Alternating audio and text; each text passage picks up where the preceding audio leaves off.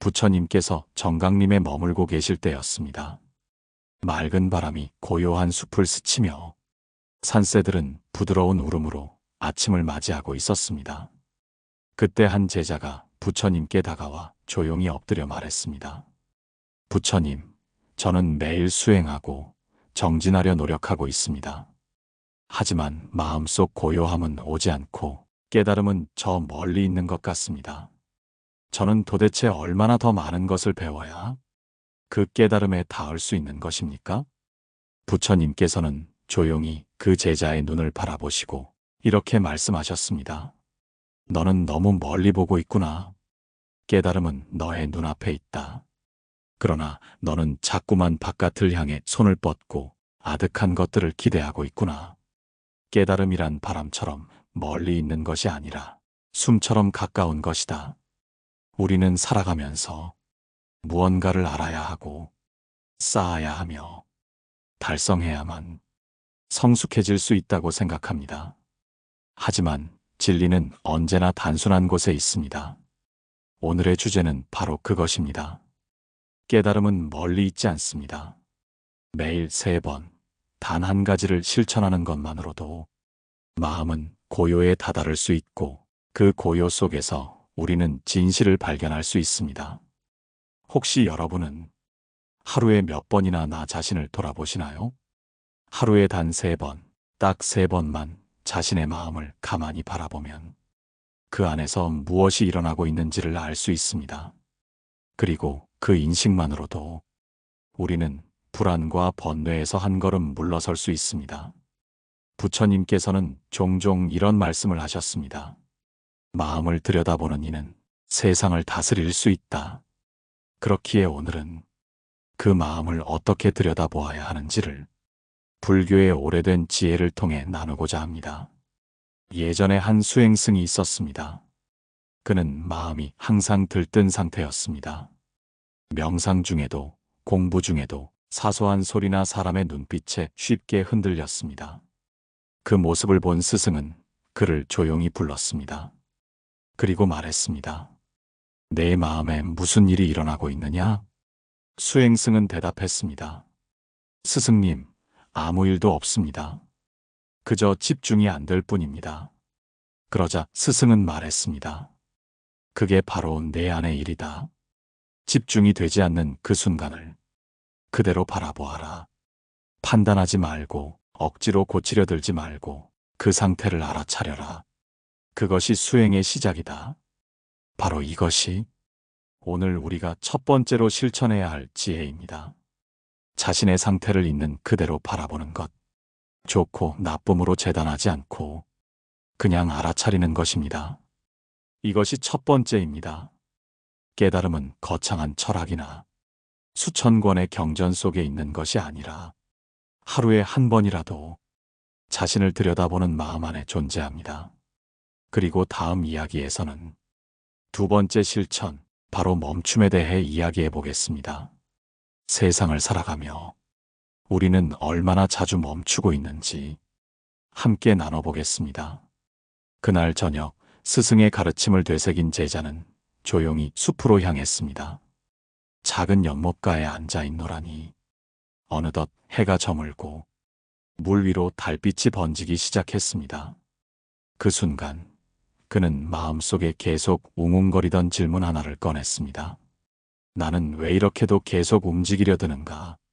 왜 가만히 있을 수가 없을까? 여러분도 혹시 그런 생각을 해보신 적 있나요? 몸은 멈춰 있지만 생각은 수없이 흘러다니고 감정은 끊임없이 요동칩니다. 어떤 날은 하지 않아도 될 후회로, 어떤 날은 오지도 않은 불안으로 우리의 마음은 쉬지 않고 스스로를 흔들어 놓습니다. 이처럼 고요히 멈춰 있는 것이 우리에겐 때때로 너무도 어려운 일입니다. 그 이유는 마음속에 끊임없이 이건 어떻게 해야 하지? 그 사람은 왜 그랬을까?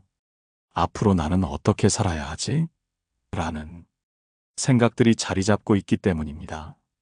부처님께서도 제자들에게 자주 말씀하셨습니다. 생각은 흐름이다.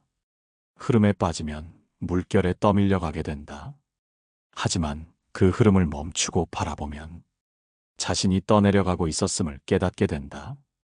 이 말의 의미는 멈춤이 단지 행동의 정지가 아니라는 것입니다. 마음의 정지가 함께 이루어져야 비로소 우리는 내면의 소리를 들을 수 있습니다. 부처님 당시에도 늘 동요하던 제자가 있었습니다. 그 제자는 다른 제자들보다 유난히 움직임이 많고 늘 불안한 기색을 감추지 못했습니다. 어느 날 그는 부처님께 말했습니다. 스승님, 저는 왜 늘 마음이 요란한지 모르겠습니다. 앉아도 마음이 들떠 있고 걸어도 마음이 어지럽습니다. 그때 부처님께서는 손에 들고 계시던 나뭇가지를 조용히 바닥에 내려놓으시고 말씀하셨습니다. 이 나뭇가지를 봐라. 내가 내려놓기 전까지는 손이 바쁘고 몸이 긴장되어 있었다. 하지만 내려놓자마자 나는 자유로워졌다. 너는 아직 내려놓지 못한 것이 많구나. 생각 하나, 감정 하나도 놓지 않고 움켜쥔 채 살아가고 있는 것이다.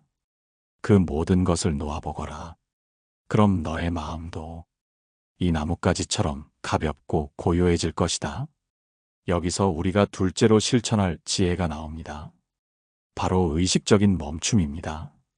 여러분도 바쁘고 불안한 하루 속에서 단 한 번이라도 아무것도 하지 않고 멈춰 보신 적 있으신가요?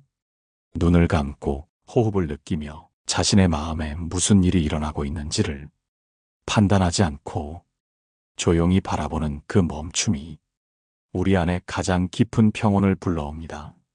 하루에 딱 3번이면 충분합니다. 아침에 눈을 뜰 때, 점심시간에 잠시 혼자 있을 때, 그리고 잠들기 전 딱 한 번씩 멈춰서 자신의 내면을 들여다보는 것. 그것만으로도 우리는 조금씩 더 고요해지고 더 지혜로워질 수 있습니다. 부처님께서 늘 강조하셨던 한 구절이 있습니다. 움직임을 알면 깨어난 것이다. 멈춤을 알면 자유로운 것이다. 이제 3번째 이야기에서는 이 멈춤과 알아차림 위에 어떻게 자비를 실천하는지를 나누어 보겠습니다. 자비는 남을 위한 것이 아니라 나를 가장 따뜻하게 안아주는 힘입니다. 다음 날 아침 숲길을 걷던 제자가 부처님께 다시 묻습니다. 부처님, 저는 어제 말씀대로 멈추고 바라보려 했습니다. 하지만 그 순간 마음속에 스쳐간 사람들, 제가 미워했던 이들이 떠오르며 분노와 슬픔이 같이 올라왔습니다. 저는 그 마음까지도 바라보려 했지만 결국 다시 휘둘려버리고 말았습니다. 스승님, 이런 감정은 어떻게 해야 합니까? 부처님께서는 제자의 얼굴을 고요히 바라보시며 천천히 말씀하셨습니다. 사람의 마음 속에는 상처가 남긴 그림자들이 있다. 그 그림자는 감정의 형태로 떠오르고 자비가 깃들지 않으면 그 감정은 독이 된다. 자비란 남을 위해 베푸는 것이 아니다. 먼저 나 자신에게 괜찮다고 말해주는 일이다. 내가 분노하고 슬퍼했던 그 순간들조차도 그저 있었던 일일 뿐이다. 그 기억에 자비를 씌우지 않으면 너는 늘 그 기억의 노예가 되고 만다. 이 말을 들은 제자는 조심스레 고개를 끄덕였습니다. 그의 눈가에는 살짝 눈물이 맺혀 있었습니다. 어쩌면 그는 처음으로 자신을 미워하지 않고 바라보는 연습을 시작하고 있었는지도 모릅니다. 여러분, 자비는 거창한 실천에서 시작되지 않습니다. 오늘 하루의 마음이 힘들었더라도 그 마음을 억지로 억누르거나 밀어내는 대신 그저 이렇게 속삭여보는 것입니다. 오늘도 나 참 열심히 살았다. 내가 아팠던 그 시간에도 나는 나름대로 버티고 있었다. 나는 부족하지만 그럼에도 괜찮은 사람이다. 이렇게 스스로에게 말해주는 순간 우리는 외부로 향했던 칼끝을 안으로 거두고 비로소 따뜻함을 품게 됩니다. 이것이 진짜 자비의 시작입니다. 부처님께서는 한 장님의 이야기를 들려주신 적이 있습니다. 그는 어릴 적부터 빛을 본 적이 없었고 늘 세상이 두렵고 원망스러웠습니다. 그러다 어느 날 부처님의 설법을 들으며 조용히 말했습니다. 스승님, 저는 모든 것이 두렵습니다. 사람들도 세상도 심지어 제 마음조차도. 그때 부처님은 미소를 머금고 말씀하셨습니다. 너는 눈은 보지 못했지만 마음을 보는 눈은 가지고 있구나. 그 두려움을 미워하지 말고 품어보아라.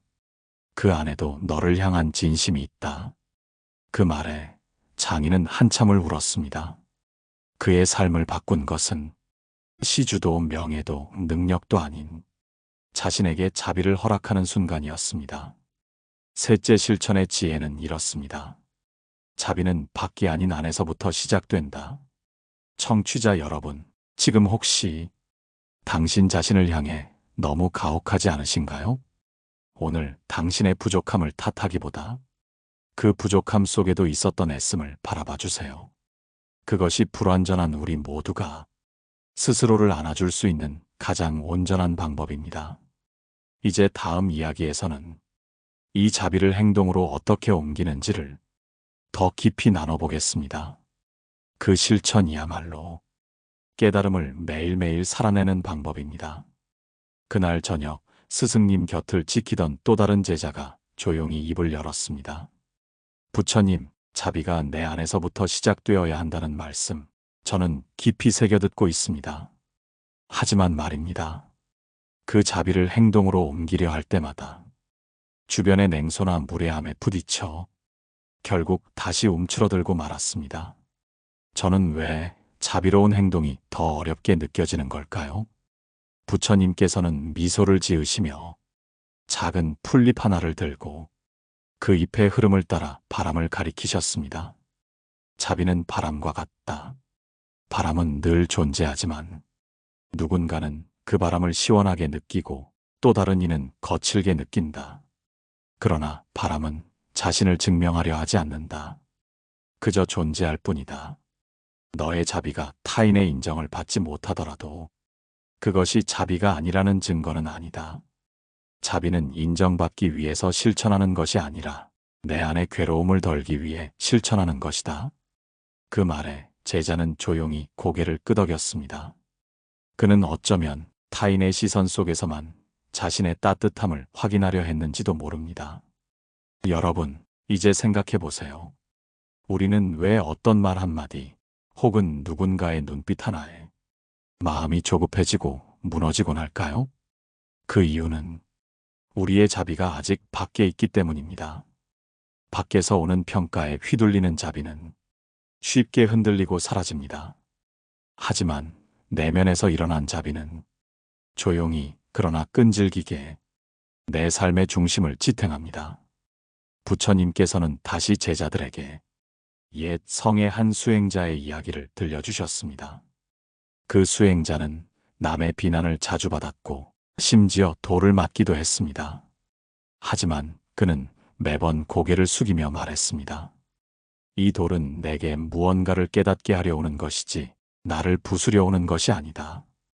그는 모든 공격을 하나의 기회로 받아들였고 그 마음은 점차 평온해졌습니다. 부처님은 이렇게 말씀하셨습니다. 어리석은 자는 비난을 두려워하고 지혜로운 자는 비난 속에서 배운다. 자비의 실천은 이렇게 현실과 맞닿아 있어야 합니다.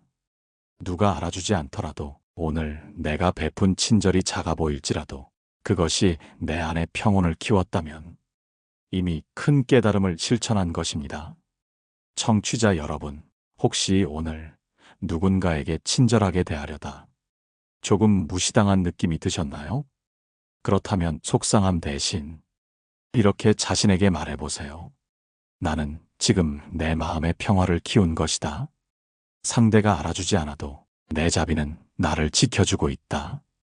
이제 우리는 일상 속 자비를 넘어 마음속 어지러운 집착과 탐욕을 바라보는 다섯 번째 걸음을 함께 걸어가게 됩니다. 그곳에서 또 하나의 깨달음이 우리를 기다리고 있습니다. 스승님 곁을 따라다니며 배우던 한 제자가 물었습니다. 부처님, 사람들은 왜 불안해질수록 더 많은 것을 가지려 하고 더 많은 관계를 묶어두려 할까요? 그럴수록 더 고립되고 외로워지는 것을 알면서도 말입니다. 부처님은 잠시 제자의 눈을 바라보다 먼 숲속에서 들려오는 새소리를 가리키셨습니다. 그리고 말씀하셨습니다. 그 소리는 새가 날아가기 전에 노래이다.